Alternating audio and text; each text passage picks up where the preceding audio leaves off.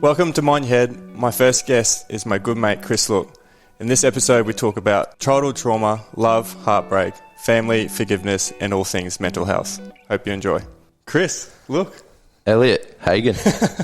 Welcome to Mind Your Head. Thanks for coming along. Thanks, mate. Thanks for having me. It's all right. I think it's worth mentioning that you are the very first guest on the podcast. So, mate, I'm absolutely honoured. I'm honoured to have you on. Thank you very much. And I thought about where the best place for us to start. And you, like me, like many others listening, that the people that we are today is a result of some of the things that we experienced in our childhood. Mm-hmm. Can you describe to me what life was like growing up in South Africa? Yeah, so, as you mentioned, I'm obviously South African. So I was born there. Both my parents are South African. So, kind of moved over here when I was 11, so 2001. So pretty much more Australian now than South African. But, I had a really good childhood. But, we grew up on a farm. We had, a big peach orchard. We had cows, sheep. I was pretty much just like a little farm boy running around. So, pretty stark contrast to, now more, sort of coastal city lifestyle. I think it was a really cool environment to grow up in, as a child, because you sort of had all the animals around and your friends could come around and you had the dirt bikes and, it was really cool sort of growing up like that. So, we kind of afforded sort of everything. I guess our family was sort of upper, a little bit more upper class, mid to upper sort of class. And mum and dad always did really well with their jobs and that sort of stuff. So they sort of gave us everything we needed growing up. And it was just really cool having that environment to grow up in. And I think, that's kind of how they wanted to raise us as well. Because they both grew up on farms and I just think it gave us that life experience kind of early, which is cool. And then what made them decide to leave to go to Australia? So obviously I think a lot of South African people have got pretty similar stories. I've heard. I was going to say that. I've heard of some pretty hectic stories from them. So I think for us it wasn't as crazy. There's definitely some crazy stuff happening in the country with, obviously apartheid happening and earlier when I was younger, I would have been very young when apartheid sort of happened, and there's obviously a lot of race racial issues going on between the black people and the white people. And, I went to an Afrikaans school, so I was raised speaking Afrikaans. And you still do, don't you? Yeah. Not allowed to speak English at home. Oh, aren't you? Nah, Dad always calls it the enemy's language. So he's still, that's classic. He's still very Afrikaans. But it's good because he sort of keeps us, keeps that in the family.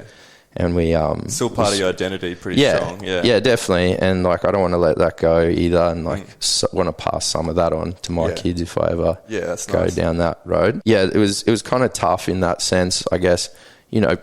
For my parents especially, because they sort of went through the brunt of it and experienced all that, especially with farming and stuff. When that apartheid happened, there was different laws being approved and, there were sort of big race wars and people taking white farmers' land and just setting up camp on there. There's a lot of murdering going on. And obviously my dad comes from a farming family. There's he's the youngest of 4 brothers. They're all still over there doing that. They're just really tough humans. So, it was tough in that sense. So to answer your question, I guess that's kind of what triggered it all. There are a few things that happened when, especially in our neighbourhood, that sort of alerted mum and dad to go, hey, our kids don't really have a future in this country anymore. We want to take them somewhere safe and give them a childhood, because I think the way we were raised like adults from a pretty young age because we had to be. We didn't really, we had to be aware of our surroundings. We had to do all that. We couldn't really ride our bikes on the street. We had to hide if people walked past, and I never really mention it as black or white people. I just see everyone as people, but because one of my best friends was a black African guy called President. His name was President, and he was the best. His real name was President. Yeah, his actual name was President, which was hilarious. Perfect. Now looking back. But when I was in it, it was just his name's President. I was just a kid, So you were very street smarts. I think we were like kind of street savvy as kids. So, and I think that still stays with me a lot, you know, like I'm always watching my back or I feel like you're always aware of things. Yeah, I'm super aware of everything, like in my surroundings. So yeah, it's sort of, you know, that gets sort of ingrained in you as a kid. But yeah, like I guess that's the reason why we moved over. We had there's like a gnarly story of when, this is sort of how I describe it, like from a kid's sort of perspective, and there's probably a fair bit of GST added to the story, but it's like I always tell the story to like my friends of like when we were at a barbecue at our neighbour's house across the road, and my dad had like a little security beeper thing on his belt. Like he was one of those kooky dads with the big, love your dad, but he had this kooky belt with like all the contraptions on it, like a Swiss Army knife, like a fanny pack. Yeah, and he had a 9mm gun on there as well, and then he'd have like his like security beeper thing, because that's just normal over there. Yeah. And we obviously, the whole house like got an alarm system, and we were at the barbecue at the neighbours, and the alarms go off across the road. So Dad and his best mate Quibus, like at the time, and they've both got their little belts on, and they've had a few, you know, like a few brandies on the rocks. The neighbourhood watch. Yeah, the neighbourhood watch was out. The boys were ready. So Dad's like, all right, we're going to go check this out, like full military mode, because Dad was like in the army, and I think Quibus was as well. And so they're just frothing. They're like, let's go, like it's on. So they run across the road, and it actually there were 3 guys trying to break into our house. Yeah. And they have, what they do is they use like mud, and they throw like either rocks or mud onto the windows to see if the alarms would go off. And obviously it triggered the alarm. So eventually like Dad and Quibus like found these guys, and we had like a big paddock of like lucerne, like crops. And these 3 guys like take off into the lucerne because it's tall. So they're trying to like hide in there. So my dad's just hooking it in there with his like 9mm. And this is how Dad sort of told it to me, and he'd probably do a better job of telling the story. But he just found the first guy like laying down. So he was like trying to hide, but because when you run through those fields, everything just folds over. So you can just follow wherever the person's gone. Yeah. And apparently he was just lying there, like just pretending like he wasn't there. And so Dad sort of grabbed him, and like Dad said it was pretty intense. Like at one point he thought about shooting one of them. And then he ended up like flipping his revolver around and like smacking the dude with it, and like grabbed his belt, pulled his pants down, and like tied his belt around his ankles, and then set off after the next guy. And then I think they ended up catching up with 2 of them, and the 3rd one jumped over the fence to the neighbour's yard. Yeah. So I think that was, and then there was like court proceedings and stuff afterwards, and basically because Dad was white, like they were just like, this isn't worth our time, sort of threw it out. And then I think that's probably where Dad went, holy shit, like we don't have the rights that we used to have, and like it's just not safe here for the kids. Really hit home, didn't it? Yeah, I think that was probably one of the reasons. And obviously us being kids, there's probably a lot more reasons that they saw that we didn't. Yeah, absolutely. Like we just wanted to hang out with our mates and have a good time. They probably would have hit a lot of stuff from you guys too. Yeah, definitely. Yeah. So that's the reason basically. Yeah. How did the rest of the family react to you guys leaving? Because they would have been proud South Africans. Yeah, they didn't react well at all. Yeah. I think Mum's side was all right. Like my uncle and auntie had actually moved here before us. So I think that sort of paved the way for us to come over and, you know, sort of helped on Mum's side. And then Mum's, my grandma and grandpa also came over as well. So from her side, it was fine. They were more English-speaking South Africans though. So Mum grew up in like near Durban sort of thing. So that sort of area. So yeah, more sort of English-speaking area. Yeah. And Mum's actually an English teacher, so it's pretty funny that like Dad got married to her sort of thing. But they were fine with it. But then Dad's side is like super pro South Africa, like wanted to stay there, and they basically just ripped my dad to shreds for leaving the country. This is our country. We were raised here. You know, the big like masculine mentality that South Africans have. Do you think that took a toll on your dad? That huge. Yeah, massive. Yeah, massive. I think it was just a big pride thing for Dad, you know, and moving over here as well, like he couldn't get a job because he was working in like sort of like you have to get security clearance because my dad's he worked in the army and he's an aeronautical engineer, so he knows a lot of stuff like that normal people don't know, basically. So it took him like years. I think it took him like 4 years or something to get his security clearance in Australia. Yeah. So he was just struggling. Like, Dad was doing anything he could. He was like picking strawberries. He was sweeping out like storage containers. Like it basically just degraded him. Yeah. And because he's such a proud guy, like he struggled with that so hard. And then obviously Mum, we got in on a visa because Mum was a teacher. So she had the skill set to be able to get a visa at that time. Yeah. I don't know what the visa was called, but that's kind of what got the family in. Yeah. And then, that was probably the toughest years of their lives, I reckon, like going through those sort of 3-4 year period, probably 5 year period where we first moved, because Dad was just, he was rattled, and it really like affected him. So did you realise that at that age, or you did? Yeah. Yeah. There were side effects of him feeling like that. So but, and how hard was it? I mean, adjusting to the Australian culture and coming in, and you didn't know English. And so we did. It was really hard adjusting. Yeah, because we're a strange society and a strange culture. So weird. It's so weird. Yeah, really strange. Like, and I always tell you guys this story because, you know, we went to primary school together, but I never hung out with you at primary school. No. Yeah, I didn't get to know you until after school, really. Yeah. I was like the loser kid at school because I couldn't even speak English properly. Yeah. Like, I could speak, like, we got taught English like you get taught like Japanese over here. Yeah, real basic. Yeah, but Mum was an English teacher, so that helped a lot, you know. Like, she would help us with all our assignments and do all that stuff. And, you know, I ended up doing pretty well in English at school, but that was really tough at the start. You know, I sort of hung out more with like the library crew and played my Tamagotchi in the corner, you know, like I wasn't like out doing what you guys were doing, like playing footy and stuff like that. You know, I just didn't really talk to anyone because there's, you know, people would call you like a dickhead and stuff. And I was like, what is that? Like people are calling me a penis head. I don't understand what this means. Like, so I'd go home to Mum and like tell her all this stuff. And I'm like, what do these kids keep calling me this? And then obviously eventually you figure out that it's like a term of affection sort of. But at the start I was just like, these kids suck. It's weird. You mean it to your mates more than the people you don't like. Yeah. You know, and you could tell my parents were... fully. Like we just...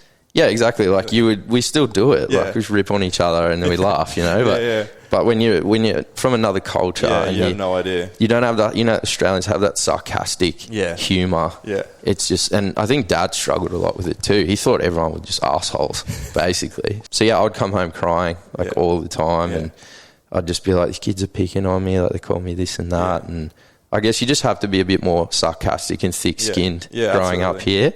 Whereas in South Africa, everyone's really polite and nice and kind of straightforward. So if they don't like you, they'll just tell you. They're not going to like be sarcastic about it, you know. Some passive-aggressive stuff. Yeah. So I think, that was really hard for me. And then I'd go home and that would sort of reflect that onto my parents and go, you know, this sucks. I hate this country. Like, take me home. I want to go back to my friends. Like, all that sort of stuff. And they're already dealing with that too, probably themselves. So. Yeah, you know, and they're trying to get jobs and just pay the rent and stuff, you know, and like, I think we bought a place, so just trying to like, you know, pay the mortgage and that like was even a little bit tough at the start because Dad didn't have a proper job. So they had so much going on, and then we were coming home going, this country sucks. Like everyone's assholes. Like, what do you think the turning point was when you started to fit in and make friends? And was it through sport? I know how sporty you are now. Was it? Yep. It's always a good avenue in Australia. If you need to make friends, you play a bit of sport and you've got all these teammates. So yeah, well, I think as you know now, I'm a pretty chatty sort of person. Like I talk a lot of shit. So back then I probably wasn't. I was like still sort of learning how to fit in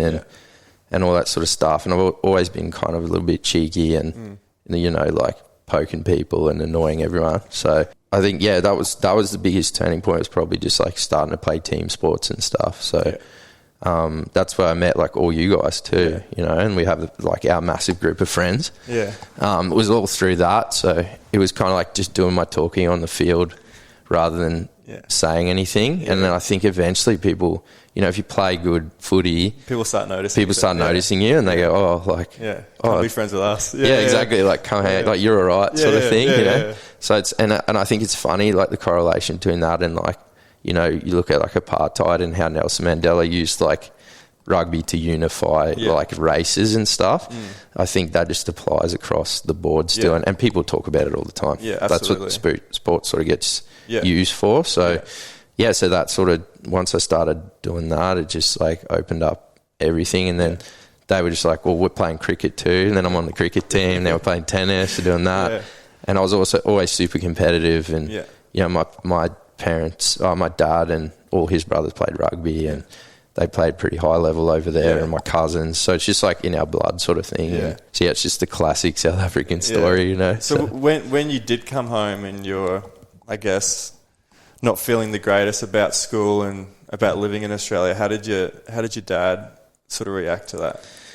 I don't know. I don't really think Dad was so caught up in his own stuff, he couldn't really deal with a lot of things. Like, he was having like kind of a crisis of identity a little bit, and like a lot of self-confidence issues. But I think it was really hard. I can see that now. I couldn't see it when I was at the time. Like, you know, you would talk to Dad and he'd be kind of just angry all the time. And like, I love Dad so much. He's amazing, but he was just going through the roughest time, and he was sort of projecting that onto us. So it was, it was really tough to understand at the time, because I was just like, why are you being such a dick, you know? He was just trying to deal with his own stuff, and I think that it was a tough time for him. And I think Mum was probably carrying us at that point, because she's always been like the rock of the family, and she was also bringing in most of the money as well. So I think Dad was just feeling like emasculated, and just being like the proud South African that he is. That would have been like the hardest thing for him to do. So I think he was struggling a lot with that, and he had to be there for us more. Whereas in South Africa, he was on the other, the provider. So he was always out working, and so was Mum, but Mum was more involved, and then it sort of flipped a little bit. And then it was like, he was kind of rattled. He was just like, fuck, like, how do I deal with these kids? And like the sort of like the tough love, I guess, he was giving you. I think that's like, the more you think about it, was it a lot of generational stuff that maybe he got when he was growing up from his dad? And absolutely. I think at the time, you know, like, I was super, I think, really angry at Dad for how he treated me and stuff, but I couldn't see what he was going through. So it was really hard to sort of put myself in his shoes, I guess, until like later on in life, like now. But it's definitely like a generational thing. Like, it's just that proud, strong man mentality, you know. Like, you look at all my uncles, they're all like the toughest humans on earth. Like, he was the youngest brother too, so I think he got picked on a lot as when he was young. I think that he projected that onto us too, you know, trying to raise us like that, like, be tough, be better, you know, nothing's ever good enough, keep pushing. Get over it, get on with it. Exactly, like that sort of thing. So he never really understood how to deal with his emotions, because he's just like, you know, you're just being a pussy. Like, sorry for using that word. not female friendly, but basically that's what the mentality was. Like, that's what they would say. Like, you're just being a pussy, get on with it, you know, sort of thing. And I guess one of the side effects of that is that you don't learn to regulate your own emotions. And that's something that I struggled with. That I couldn't put words to the feelings that I was having. So I didn't know what the emotions I was feeling. And that's what I struggled with a lot. And like, my parents, they were great. We never spoke about that sort of thing. Not until I was in my 20s. Where we could actually have a conversation. But younger days, I was going through a lot of anxiety attacks, and I just couldn't. I didn't know what the feelings were. I didn't know how to talk about it. I couldn't put words to it. And that's something that I sort of really struggled with growing up too. Yeah, for sure. I think that I was similar in that way. I've always been very anxious and like shaky, and you know, like all the black people in South Africa used to call me Tatizela, which means like the shaky one. So I always had like super shaky hands. Too much coffee. Yeah, it looked like I was just on crack basically the whole time. But I think my dad said my granddad was like that too. So that's kind of interesting. Obviously have that sort of tendency, I guess, to be more on like the anxious side of things. And I guess I still don't really understand what that is, like what anxiety is. It's kind of, it's a feeling, and try and describe it to someone is almost impossible. Yeah, exactly. Yeah. It's just really difficult to describe, and it's very like overwhelming sometimes as well. Yeah. And obviously have had to find ways to deal with that. But I think that I definitely felt similar to you, and I couldn't really make sense of it. Yeah. So I was just like, this is what I am. This is who I am. Yeah. I am this anxious mess. And I think I've always like put that on myself. Yeah. Whereas now that I'm a bit older, I'm like, it's not your fault. Like, sort of take that step back and go, be a little bit more easier on yourself, and how do you reduce like that anxiety, and how do you handle it, because it's part of your life. So it's kind of interesting looking back now, going, well, I didn't really know what it was. I didn't know how to deal with it. It just was what it was. So do you think that was probably the start of your mental health journey, that period in your life? At school, do you reckon? Or no, I think it started when I was pretty young. Before then. Yeah, definitely. I don't think I was, with Dad being really hard on me, and I have a younger sister like Inga, who you know as well, and I think that I shielded her a lot. Like, I spoke to her about this when we were on a trip in Bali like not long ago, and told her how much Dad would always blame me for everything. So if she did something wrong, it was my fault, because I'm supposed to be looking after her. So I would get like the belt or whatever, I don't know what age that sort of stopped, probably around 14, 15, I guess. But when we were younger, like, I was pretty much like an adult, like how I handled myself, how I spoke to my parents, all that sort of stuff. I felt like I just sort of had to grow up really quickly, because I was in that environment of dealing with how Dad wanted me to be. He never wanted me to be a kid. Yeah. He's like, you're a man, like you're a man from the age of 9. Yeah. Like, go work on the farm. Yeah, go work on the farm, like struggling to carry the buckets around and shit. And I'm like, Dad, I'm tired. And he's just like, suck it up, like keep going sort of thing. Yeah. So it's sort of, in that way, it was a little bit tough with all that. But that's kind of where it started, because I think I was a really sensitive person. I always have been. And I think that comes from my mum and Dad. Growing up the way he grew up, he just couldn't see that. Yeah. He didn't understand that I was different. Yeah. I wasn't like him, and how I approached things and how I dealt with emotional situations. Yeah. So I think that he giving me that tough love, that triggered that thing in my brain that sort of created the anxiety, and I didn't like how I was being treated. Yeah. So I was like, that's what sort of triggered that. When I was young, I probably would have been like 9 or 10 when it sort of started, and then obviously I've just gone through peaks and troughs, as everyone does throughout life. But when you get that sort of reaction from your dad, it kind of snowballs, doesn't it? It doesn't make the situation any better. Yeah, exactly. It just makes it worse. It just reinforces it, doesn't it? Yeah, for sure. And I think, again, because he wasn't a very emotional guy, he wasn't trying to understand me. He wasn't trying to go, oh, Chris is like this because of this or that. Yeah. He was just trying to do it his way. And it's like, I'm not you. Like, this isn't how I deal with things. And I think that's where Mum sort of has helped me so much through my life, because she was always there going, Chris, this is who you are. You're like this. This is how you deal with things. And she would always say the right things, like mums do. But she's just so emotionally intelligent that she could unpack things and make them make sense for me. Because like, I think we were talking about this earlier. I think both of us struggle, or initially struggle when we're younger, to differentiate our thoughts and our feelings, sort of. Or if you're having a feeling, you're trying to explain that with a thought, then you're trying to like link the two together and trying to make sense of it, when really it shouldn't make sense, because you can't make sense of a feeling.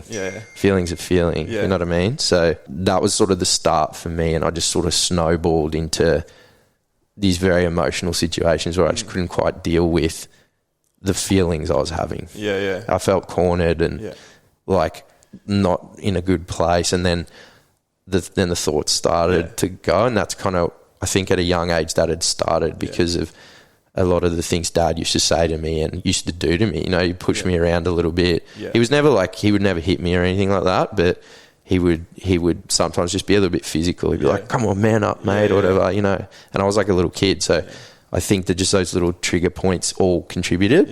And then that sort of made me kind of this anxious sort of, gave me these little mannerisms and stuff. So. And I guess the pressure of also, in a way, protecting Inga, your sister. Yeah. A lot of the time. Yeah, definitely. Like, yeah. You copped a lot of. If she would, like you said, if she did something wrong. Yeah, well, she's always been the naughty one in the family. Chris did something wrong? Yeah, because I've always been the quiet, nice, polite kid. And she was like the just outrageous, creative, little asshole, Yeah. A little bit. In like the nicest way. Like, I mean that affectionately. But did you take responsibility? Like, she's my sister. Yeah, I think a lot of the time I did. Yeah. So I would just own up. I'd just be like, yeah, I lost her, or I didn't see where she was, and my fault. And then Dad would get angry at me. So she didn't know any of that, Yeah. I spoke to her about this what did she 6 say? months ago, and she was like, she cried. Yeah. She's like, I can't believe you did all that. Yeah.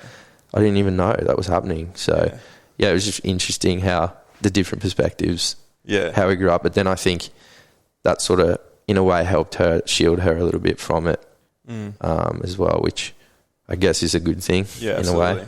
Because then she wouldn't be who she is. So it's it's interesting how life goes. Yeah. And do you think your sort of dark days, rock bottom for you? I've had a lot of those. You've hit rock bottom a couple of times? Yeah, probably 2 or 3 times, I think. Yeah. And what's been the situation there? I think the first time when I was 16, no one even knew what was going on. I was just so depressed, and I was going to mum was. I was just doing nothing. I shut down, basically. I'd just go into my room. I wouldn't go outside, but then I'd still go to school. I was like a functioning depressed person. I would just go to, and that's why they say you never know when people are depressed, because the happiest people can look depressed, and I looked like that, I was a prefect. I was, starting 7 on the first 15 rugby team.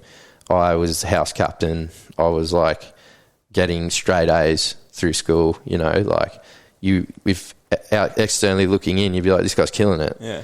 And then internally, I was just blowing up. I think it was just a culmination of all the pressure of having to perform and I've always tried to live up to my dad's expectations, and they're unreachable. They're just not going to happen, Do you feel like because of that, you've got your own high standards? And yes. So I think a lot of good things have come out of it. Yeah. It gives me my drive. It gives me my passion. Your work ethic. It gives me vision. Yeah. It makes me want to make something of myself. I feel like I'm now proving things to myself, which I've never kind of done. So, but Dad gave me all that too. So it's funny how you can get side effects from something you think's negative, but it turns you into who you are. Yeah, 100%. So now I'm in a place where I can see that those can be turned into positives. Yeah. But at the time, it just made me depressed because I didn't really know how to change my mindset on it. So that was kind of the first time, and it got really bad. I just wouldn't come out of my room, and I was starting to think about suicide and stuff like that. So. And how old were you reckon then? I was around 16, and I was going to psychologists, and eventually ended up on antidepressants, and had to. They were giving me shit little things to do, like squeeze a pen because you're shaky. Yeah.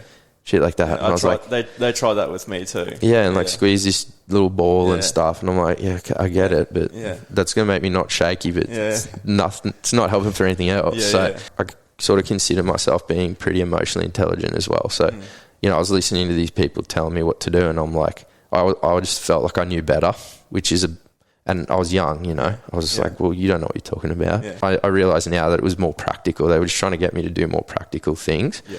But, at the time I was like, this isn't going to help me. This isn't working, Yeah, I understand better than you guys what's going on. You know? I felt that too. When I first went, it was like, you don't know how I'm feeling, so how can you fix it? Yeah, exactly. And then we talking about it was probably the best thing for me. I did 3 sessions with a lady, and she barely said anything to me. Yeah. She just sat down and she said, speak. Yeah. And then I'll tell her something, and then there'll be a pause, and she'd go, what else? And then I'd talk again. It was 3-hour sessions of me just venting. Yeah. And it was weird how it gave you the confidence to talk about it. Yeah. I think I was a little bit different in that sense because I had my mum. Yeah. And I'll tell mum anything. Yeah. Shit, you're not meant to tell your mum. I tell my mum. That's funny. That's funny because the best thing that worked for me was talking to someone that I don't know. Yeah. For some reason, I didn't want to talk to someone that knew me. Yeah. That either cared about me, because I didn't want any sympathy. Yep. I didn't want people to feel sorry for me. I didn't want people to treat me any differently. That makes sense. I didn't want people to judge me. I just wanted to talk to someone that I know all they're doing is listening. Yeah. And they can go home and they don't have to worry about Elliott. Yeah, exactly. But if I was worried that, and even if it's like a common thing when if you talk about it with someone, it's hard for them not to feel sorry for you because of some of the things that you're saying. Yeah, exactly. It's hard for them not to feel a little bit, or they treat you differently. And I never wanted to be treated differently just because I'm feeling sad or biased. Yeah. I think that that's where I was lucky with Mum, because she's not biased. Yeah. She sees all points of view and she'll tell me like, this is actually you. This isn't someone else. You know, like she just like call me on stuff. Yeah. And she's always been like that. So I think that's probably where I felt comfortable talking to her. Yeah. As opposed to, and then she became like my safe place. Whereas like going to see these other losers, I was like, you guys think you're smart, but you know nothing. Like my mum knows way more, you know, so it was funny how I like sort of trusted her so much with everything, and I still do now, you know. That's built such a strong relationship early on with your mum. Yeah. I think I honestly don't know where I'd be without her. Like I've been in some really bad places mentally, and like Dad was never going to help me with that, you know, and if I didn't have her there, you just wonder like what would happen. So so it's just super grateful for that. Yeah. And I tell her that all the time. Yeah, I bet you do. Yeah. Like every time I see her. So you're seeing her after this. Yeah. Go see Mum this hour. She's excited. So and I think it's good to point out the importance of having close friends. Yeah. I mean we're in a pretty big friend circle, me and you. Yeah. How has some of those close friends affected you? I mean, for their support and... Yeah. I think that right now is probably one of the craziest times. I didn't think... Now I'm like, you know, I'm turning 33 this year, and I'm in a really weird spot because I've sort of just come out of a really long-term relationship. And I guess to your point, like I'm living with Brock now, who I think is coming on the podcast. But I beat you, Brock. I got in first, mate. But yeah, I live with Brocky now down on the Gold Coast, and you know he's doing really great things with Sana Days, which I've sort of gotten involved with now. So me and Benny Radmel have sort of joined in with Brock, and we're like the directors of Sana now. But it's basically just Brock doing everything. We just have to sign some stuff, you know. So we're doing like the run clubs and that there, and I think that Brock's such a like closed off. He's a closed book, but he's a rock as well. Like you can just build around him. So like living with Brocco now has really helped me. Like I've been going through a really rough time, and having him there not saying anything has been like exactly what I've needed. And I think me being so fucking chatty, like I talk to him about all my feelings, it sort of makes him talk about his feelings. Yeah. It's like the perfect combination, I feel like, his personality and your personality. Yeah. It's just worked out great. Yeah. And it's funny because we split up with our exes 2 days apart. Yeah. And then I get this call from Brock, and I'm like, oh, this can't be good. He never calls me. And he's like, let's go have a coffee. Sat down, chatted to him, and I'm like, oh, actually, just same thing happened to me. Do you need a room? And he's like, yep. Yeah. Bang. And then like a week later, it's sort of... It's funny how that all sort of... Yes, it's kind of like it was meant to be in a weird way. And like friends, I think, are super important. I think friends can be bad too, depending on if they're like real friends. Yeah. You know, it's the old Kanye West line, like real friends that, you know, like everyone just wants something from you. Yeah. 100%. But I think that, having the right friends is important, and being aware of that is important. Absolutely. Yeah, like I think that awareness has become a lot bigger for me. I think I've sort of just floated through life, honestly, like just feeling things and not feeling things, and not really tapping into why I'm feeling them. Yeah. And now that I've had this rude shock of like getting out of like a 6.5 year relationship, it's like re-energized me to like prioritize what I want in life. So I've started to look at, okay, who am I surrounding myself with? How do they make me feel, and how do I react to them, rather than just hanging out with people because they're fun, you know? Or you don't want to be alone, or you just want company or something like... Yeah. So I think there's two parts to it. Is like I've never really been comfortable on my own because then I have to deal with my thoughts and my feelings, and then I just turn into a crazy person. And then the other element of it is being aware of who I'm around and how they impact my life. Yeah, the right people. Yeah. So I've got a whole new friendship group down there. Like I've gotten, I'm taking these boys to South Africa in 5 weeks too. Such a good bonding trip. Yeah, which would be crazy. And I've only known them for a year, really, not even, like 10 months. And a few of my good mates from here pulled out of the trip. So I was like, you know what? Like these guys have been here for me through like a really tough time, and I'd love to take them back and show them where I'm from and stuff. And they just jumped on it. They're like, bang, we're doing it. And I think they're just doing really positive things with their lives, and we're in a similar life stages. Yeah. And they're just good humans. So I'm like, we're not just drinking piss and going out and doing stuff. Like we're running, we're doing active things, we're building businesses, we're buying houses, we're talking about the same things. And I think that's been positive for me because it's given me direction, and it's given me like that sort of stimulation I need to improve my life rather than pushing that drive, doesn't it? Like because I felt really stagnant. Yeah, I felt like I wasn't moving forward, and I felt like I needed this sort of shock to kick, like push me forward and take me to that next level. Absolutely, so, you almost reflect the people that you are spending your time with. So absolutely. So it's super important. You touched on earlier the long-term breakup. Yeah, was that probably?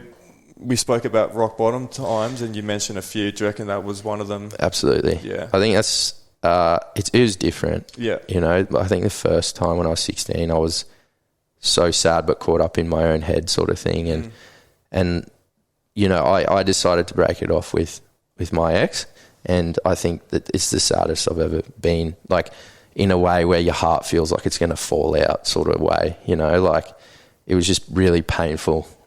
Feeling that and having to do that to someone that you really love, and I think I'll always love her a little bit, and it's really hard to let that. You become like one person. It's like getting rid of a part of yourself, but then it's also, if you're not happy in that situation and you're not growing, sometimes you have to make really fucking hard decisions to get you to be the person who you need to be and to be happy with yourself. So at the end of the day, I was kind of I had to do it for myself. I didn't know why. And that made it so hard. Yeah, to explain it. Yeah. Because, it's like you're with this person, they're amazing, they're lovely. All your friends love them. They have all these amazing qualities, but they're just not fulfilling that hole that you have in yourself. And not that they should. They should never have to feel that. But I think that sometimes in life you have to walk on your own to figure those things out. 100%. And you can't have those distractions of other people coddling you and looking after you, because then you'll never help yourself. And I think that's what it came down to. I became complacent. I became lazy. I stopped doing the things I wanted to do. I just talked about them. And so I was like, I feel like us being together is sort of like a catalyst for that in a weird way. And it wasn't like a malice situation. It was just... it was me. I became like sort of lazy within myself and stopped doing what I wanted to do. And I felt like that's what I needed to do to sort of progress in life. And it hasn't been easy, like I'm not saying I did it and I feel relief and people say break up with people and it's like a weight off their shoulders and stuff. It didn't really feel like that for me. It felt like mourning, like loss, and which is weird to say because I did it.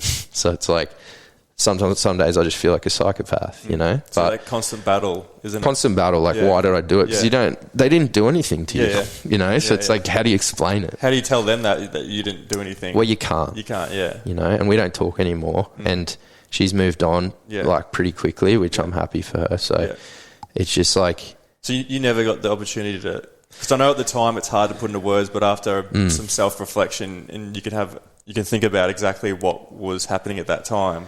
Yeah. But then it's also, because it's been so long, you can't just go back and say, hey, listen, this is why 6 months ago we broke up. Yeah. You can't tell. It doesn't matter. Yeah. It doesn't matter anymore. Yeah.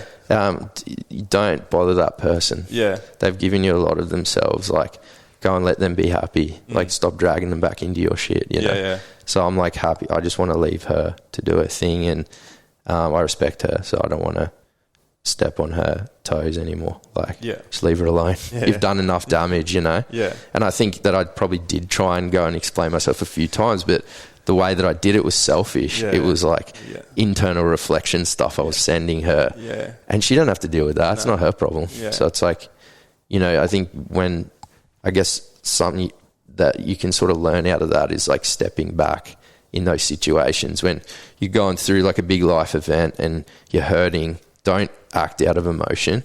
Like remove yourself, like step aside and, sort of try and look at it like you're looking in at yourself and go, hold on, okay, if you say this, how's that person going to feel? Yeah. And how do you feel about that person? Would you want to do that to them?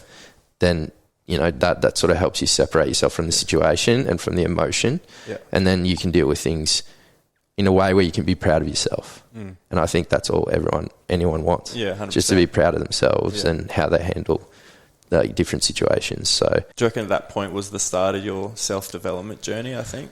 Yeah, I think... Or at least diving pretty deep into it. Yeah, I think that the way I see myself or have seen myself my whole life is as a kid. And I think that everyone sort of does still. Mm. They all sort of see themselves as that child. But I've always had that personality. Like I'm the fun larrikin kid running around at parties.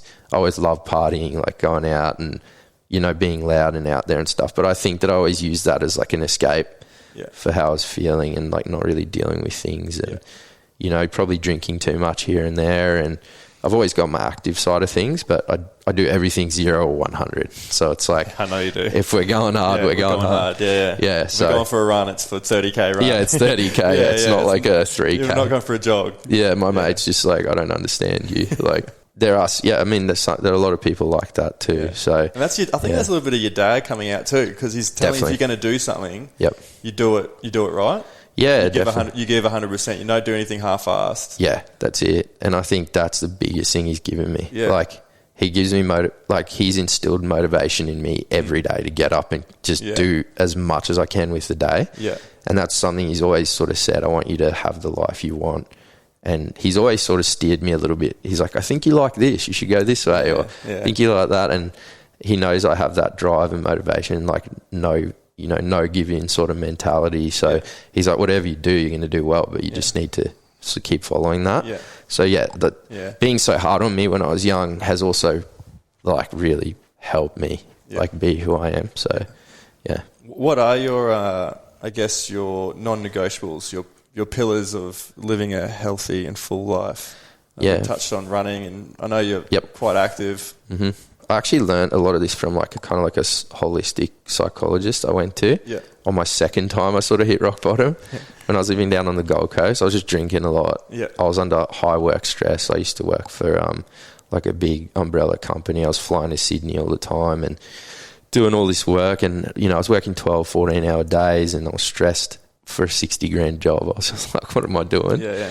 And doing all the wrong things. I was drinking, like, because I'm an anxious person, any stimulants like just get me going. And I was like living with a dude who smoked cigarettes, and every now and then I'd have a ciggy here and there, and we'd drink a fair bit, and it was just that party lifestyle, like sort of the work environment as well. Like we'd go to the Rolling Stone Awards, and it's just parties.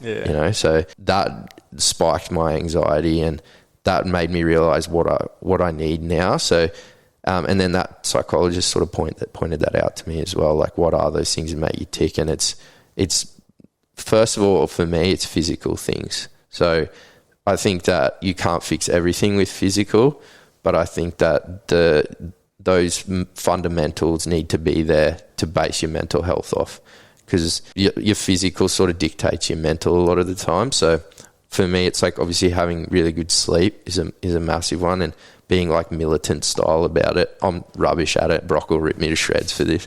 But it's important having discipline. Is the biggest thing. So for me, routine is massive. Like, we exercise so much. Like we do like the Monday leg session, then we played 2 games of touch last night.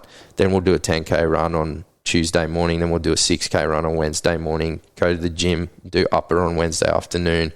Then we'll do a cardio session Thursday, cardio session Friday, take Saturday off, long run Sunday. Yeah. So we're like constantly exercising, but it's like I wasn't doing that when I was in my relationship, because I started just doing what my partner was doing. And what she wanted to do isn't what I need to be happy with myself.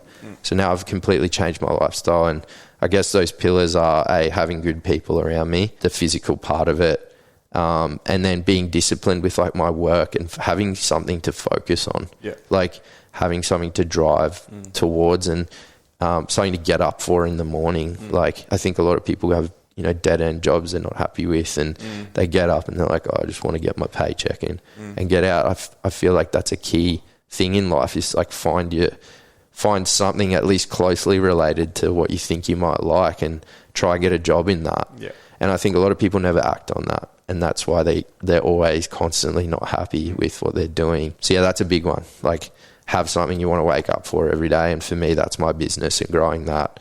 And I've always wanted to have my own business and hire people and work with people, and that's what I'm doing now. And you know, I'm sort of in the early stages of that, but you know, I've got my office down there now, and I've got a few people in, and I'm fucking proud of myself. Like I get up and I'm like, dude, like you've got 4 employees and you're excited to get out of bed in the morning. I'm like, I got to go look after these people, like, you know, and I'm like, I got to go achieve things and make sure deadlines are hit and that, and that's and that keeps you on track. And then it also keeps you away from the bad stuff.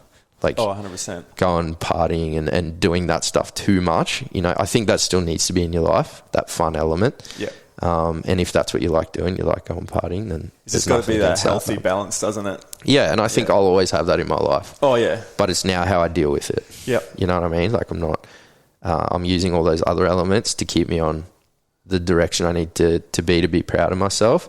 And then every now and then I'll allow myself to go out for drinks. Celebrate the little wins. And blow out a little bit and not judge myself for it. Yeah, not be so hard on yourself. Exactly. So those insecurities that we talked about at the start, are they still around?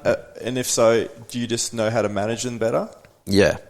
I think that's what it is. So I think that people look at mental health in the wrong way sometimes. I think that they think it's something that can be cured, and I don't think that it can. And I think mental health is such a broad term as well. Like there's so many, I think it's every individual's got technically a different mental health disorder. You know what I mean? Like no one's feeling the same as you. No one's thinking of things the same as you. No one's processing things like you. What you do won't work for someone else. It's about like finding what does work for you and then sticking to that and being regimented with it. You have to have discipline. If you struggle with anxiety and depression, you have to have discipline, in my opinion, because if you don't, you stop doing the things that keep that your brain in that you know, train of thought it needs to be in for you to be happy and functional. And once you slide out of those routines, and that's what happens. So if I have a weekend where I have like a blowout or whatever, or if I'm just feeling not good, I just go straight back. I love Mondays. I'm just like straight back into Monday. We're going to the gym. We're doing this.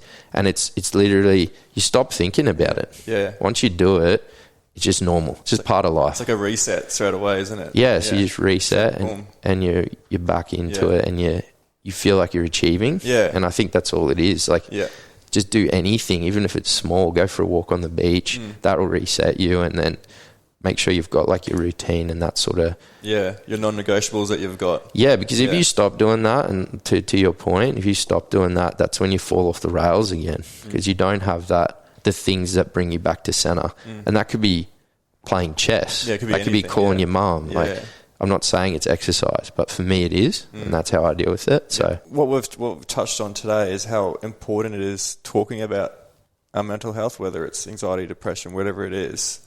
How important it is to find someone. You were lucky enough that you've got your mum, who's been your rock, really. Absolutely. And how important it is to talk to people about it, whether it's seeing someone or finding a family member to talk to. It's crucial into taking those steps into bettering yourself. Isn't it? Sure. Definitely. I think for me, because I'm such an open person, I'll just talk to anyone about it. Like I'll go out on a night and just grab like Bill and just be like, "Wait, Bill, how you feeling, mate?" Like I think that's why I have so many friends, is because I always ask them how they are. And I think so many of us just talk about, hey mate, how are you? Oh yeah, good. Yeah, just working and walking the dog, you know. Same old. And you're like, sick. Like, tell us a little bit about how you're feeling, you know. And I always prod around people. And I'm like, oh, how do you feel? Like, are you happy? Like, what do you... And I think that's why I have like good connections with my friends. But I guess that's what you need, where you need to start. Like your friends are your comfort zone. So at least you don't have to tell them everything, but you're allowed to have conversations with your mates. And I think that's an easier transition for guys than going straight to a psychologist. Yeah. Like trying to get some of our mates to go to a psychologist is like drawing blood from a rock, you know, like you're just not going to do it. Yeah. So I think that's important. And knowing that you have those close friends you can trust, that's where I would start for sure. And I think I do that, and I lean on my friends a lot for that, and I apologise for it a lot. But that's what we love about you, is that you cut out the small talk. There's no small talk with you. Exactly, yeah. I love it.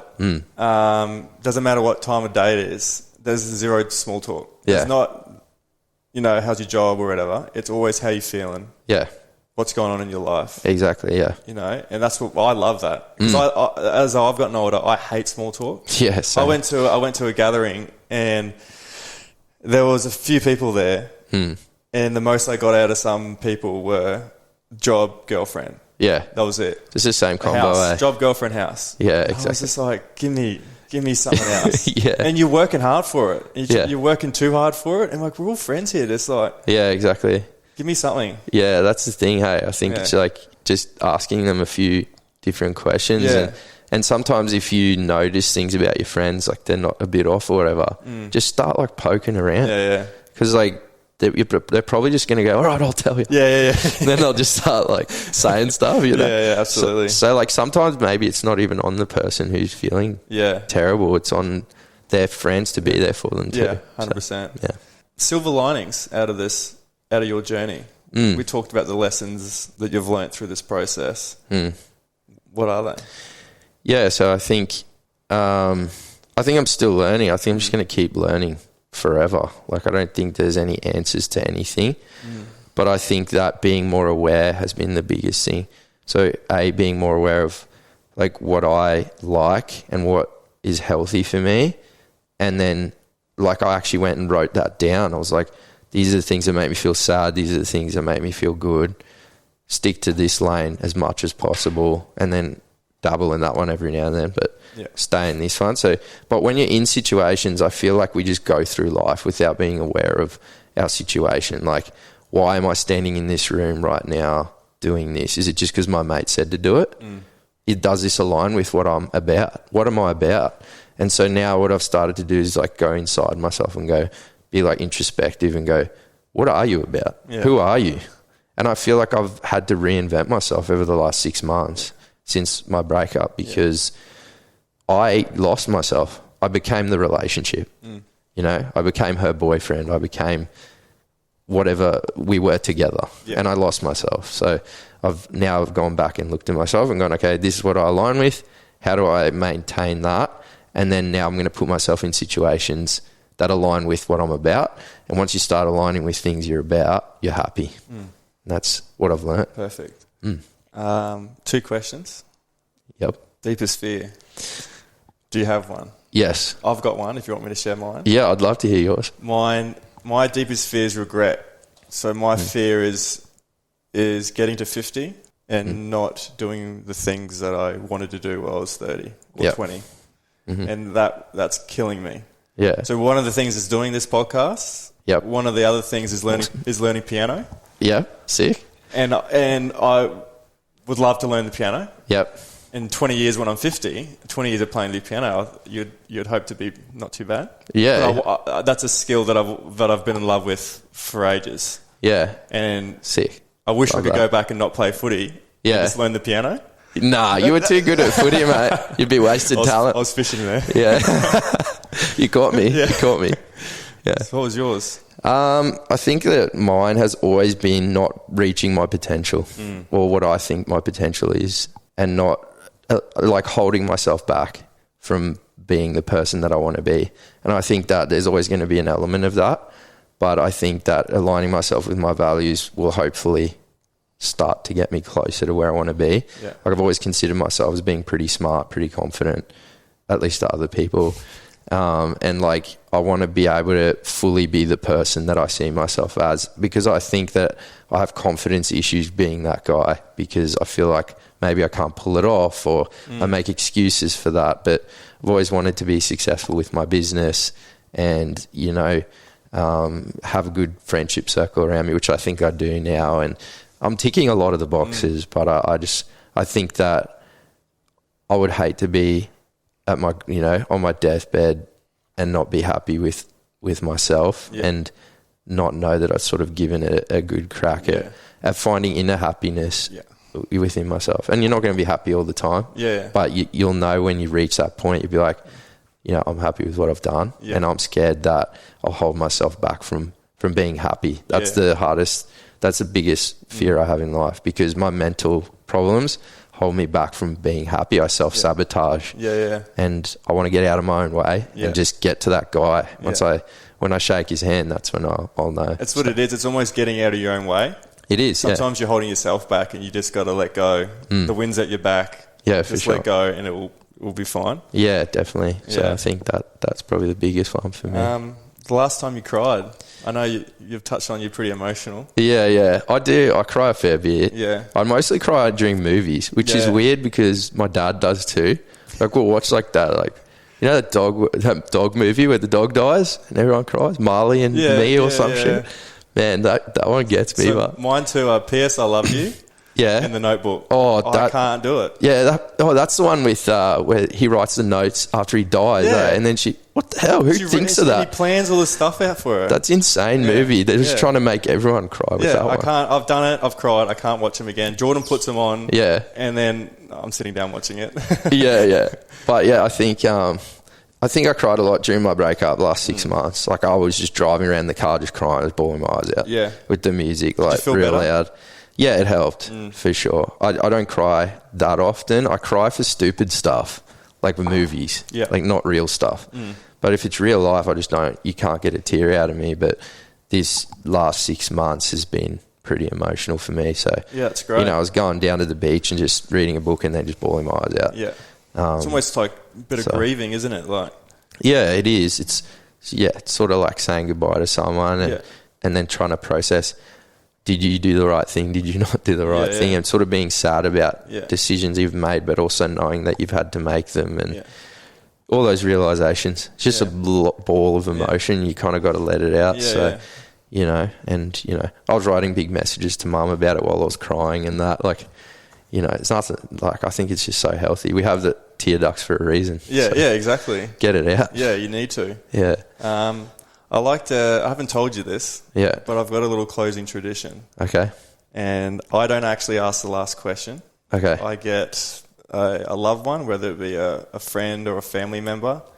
Oh, that's and cool. The whole premise of it is to ask a question or to say something that they never have before. Okay.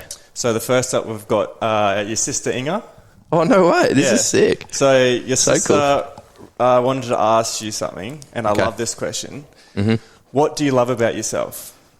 And I'll let you have a think, because I love this question, because so often that we self-criticise, say that I'm not good enough, I'm not fit enough, I can't do this. And it's very easy for us to say that about ourselves. But we don't often enough say what we love about each other or about ourselves. Yeah, that's a hard one. I think that I'm so... I'm always beating myself up a lot. Yeah, I know. So it's a hard one to say. It's easy to say about everyone else. Yeah. I think one thing I like about myself is how empathetic I am towards people around me and how I can feel what they feel. And I find it funny that I can't feel that for myself sometimes. But I like that I am able to put myself in someone else's shoes and then have a conversation to them about it and help them. So I think that's cool. And not help them. Sometimes it's just like having a laugh. Like, I just crack stupid jokes. And then we just laugh. Like, people need that. And I think is helping. That does help. Yeah. So I think it's just my awareness of reading the room and feeling people's emotions and then being able to react in a way that sort of positive gives them a little nudge. So probably just my level of empathy towards others. We got one more. This is from your mum. Oh no! I read this. Get the tissues out. I read this and it really hit home to me. Yeah. She actually sent in a poem. Oh no! Yeah. You're going to read it to me? I'm going to read the poem to you. Okay. And do I have to say anything else? You don't have to say anything. Okay. But she wrote... Not mum, anyone but mum. She wrote this to you. She said, as an English teacher, I often find inspiration in poetry and literature. The sheer weight and relentlessness of mental health can be overpowering, but this poem really brings home the message that pain and adversity makes us stronger. You don't have to look at me if you don't want to look at me. But she wrote it in a poem, and it's titled Good Timber. Did mum write this? I'm not too sure if your mum wrote this or not. Okay. But she's a legend if she did. Okay. I'll ask her after this. This got a bit emotional when I was reading it to myself. Okay. Good timber, the tree that never had to fight for sun and sky and air and light, but stood out in the open plain and always got its share of rain. Never became a forest king, but lived and died a scrubby thing. The man who never had to toil to gain and farm his patch of soil, who never had to win his share of sun and sky and light and air. Never became a manly man, but lived and died as he began. Good timber does not grow with ease. The stronger the wind, the stronger the trees. The further the sky, the greater the length. The more the storm, the more the strength. By sun and cold, by rain and snow, in trees and men, good timbers grow. Where the thickest lies the forest growth, we find our patriarchs of both. And they hold counsel with the stars, whose broken branches show the scars of many winds and much of strife. This is the common law of life. That's awesome. Yeah, it struck a nerve with me. What do you take away from that? All the stuff that I thought was wrong about me, all the things that I wish didn't happen to me, all the things that I did to myself, was just a lesson. And I used to hate some of the things that I did to myself, or the things that happened to me. And now I know that it was just a lesson that I need to learn, and I'm grateful for all that now, because it's built the person I am today, and I'm so proud of the person I am today. Yeah, awesome. And I wouldn't be the person I am if I didn't go through all that hardship, and I've learnt so much of it. Good timber. It's good timber. Yeah. So that really struck a chord with me, because it put into words sort of my journey and how proud I am of myself for the things that I've gone through. And that's awesome. And then I got myself out of it. Like, people can help you. You can talk to people. People can help you. But if you're not willing to change, you won't change. Agreed. And I'm super proud of myself that I put in the work, the hard work, and to get myself out of some situations. Yep. And I'm on such a good track in life and everything. So yeah. I think that's the thing, right? Like, you have to find the strength to pull yourself out of things, because at the end of the day, you're all you've got. Yeah. And I think that that's a good sort of analogy for things that happen in your life. And once you start looking at life as stop looking at it as like things are happening to me and things are happening for me, then it changes your mindset on things, because then you can go, okay, I just went through a really traumatic thing, but what come out of it? You know, how can I now use it to better myself? Yeah, 100%. Because bad stuff's going to happen all the time. So it's like, that's just a great way to put it, sort of summarize that. Yeah. And it's cool. And like mum always tells me, she's like, I'm proud of you because you've always been you. Yeah. You've never been anybody else. You haven't changed for anybody else. You've always been the same since you're a little kid till now. And she's like, that's rare. That's good timber. It is. Because you're not changing for anybody else. You're just staying on course. You're just that stump in the middle of the desert, you know? Yeah. Like, I love that. So it's really cool. It's cool to see, like I told you, her empathy levels are just through the roof. Yeah. Like she knows what's the right thing to say. Exactly, always. So, and she just, I wasn't expecting her to put that in too. Yeah, she's like, you're a legend. Yeah, and I think that mum, she sends me things like that a lot. And that helped me too. I didn't think it was going to help. That was for you, but I read that going, fuck, that's great. Yeah, no, it's really good. So, yeah, thanks for sharing that. That was awesome. Thanks for coming on today, mate. I appreciate it. Thanks, El. It wasn't so bad, was it? No, it was great. It was great. Yeah, it was good. Do you just want to keep going? Yeah, we should just do this again, man. I love it. Little therapy session for the boys, eh? Thanks, mate. Awesome. Cheers, El.